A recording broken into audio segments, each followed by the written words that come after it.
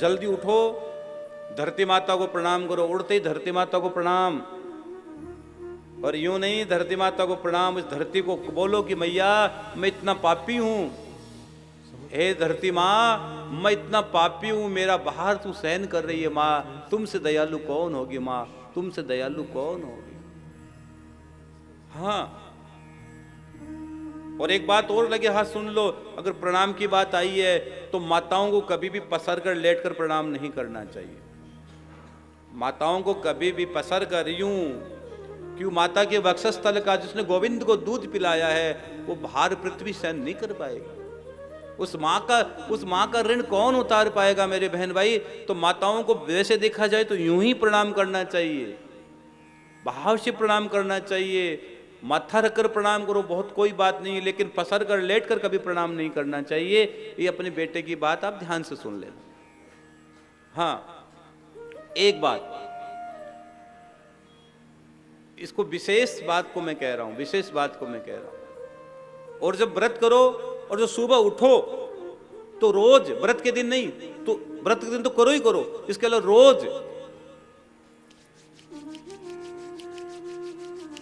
कराग्रे वसते लक्ष्मी करमध्ये सरस्वती करमूलेस्तु ब्रह्मा प्रभाते कर दर्शन। उड़ते ही सबसे पहले, आजकल उड़ते ही पता नहीं, सीधा उड़ते सीधा मोबाइल पे आ जाता है।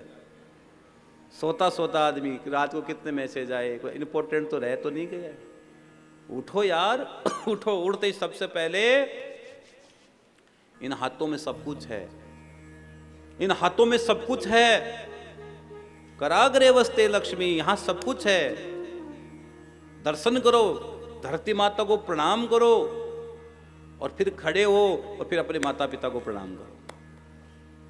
हाँ, फिर स्नान कर कर अपने इष्ट का स्मरण करो, और कोशिश किया करो अर्घ्य जरूर दिया करो, सूर्य भगवान को अर्घ्य जरूर दिया करो मेरे बहन भाई, पक्का दिया करो, पक्का अर्घ्य दिया करो। फिर व्रत किया करो। कई लोग तो फिर व्रत के दिन 9, 10, 11 बजे उठते कि भूख तो कम लगे, और 12, 1 बजे मंदिर जाते, लोटा लेके मंदिर जा, ले मंदिर जा। और कई लोग तो अर्घ्य भी देते 12 बजे, सर पे सूर्य खड़ा है, अब काय का अर्घ्य दे रहा है यार, ले दे ले दे ले, तू भी दे तो ले। और फिर ये भी ठीक है, ये भी चलो चलती है मेरी बात, मान लो कोई बात नहीं है। व्रत के दिन एक समय भोजन करना चाहिए, और ज्यादा अटरम पटरम सटरम नहीं खाना चाहिए, ठीक है, बहुत कम। एक आदमी पता है क्या किया, व्रत किया, और व्रत करने के बाद मेरे पास बैठा था, और मेरे पास बैठे बैठे उन्होंने किसी को फोन किया अपने घर पे, ए सुन 12 बज गई, मैं आ रहा हूं, मेरा भोजन तैयार करना। और रात के 12 बजे, कि रात के 12 बज गई, 12 बजे के बाद व्रत, दूसरी तारीख बदल गई, व्रत पूरा। अरे भूख मरे कहीं के, सूर्योदय से सूर्योदय, तारीख चेंज होने से क्या हो गया, कोई व्रत थोड़ी बदल गया। और व्रत के दिन कितने समय भोजन करते हो, एक समय। और रोज कितने समय भोजन करते हो, 9, 2 ही। मुझे सुनाई दिया 2 बोले, मुझे सुनाई दिया 9, मैंने कहा बहुत भारी मामला, फिर तो 9 समय भोजन तो बहुत बड़ी बात हो जाएगी।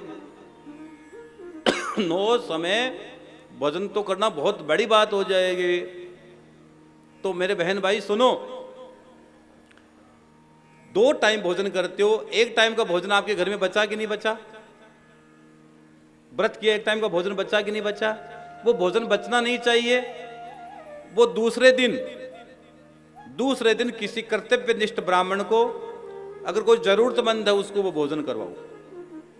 ब्राह्मण अगर वो भोजन करेगा उसके बाद आपको आशीर्वाद देगा, और आशीर्वाद देगा तो क्योंकि आपने अपने हिस्से का अन्न छोड़ा है, आपने अपने हिस्से का अन्न छोड़ा है, उस हिस्से के अन्न को छोड़ा, उस हिस्से से अगर आप दान करोगे तो आपको बहुत पुण्य की प्राप्ति होगी, सहज पुण्य की प्राप्ति हो जाएगी।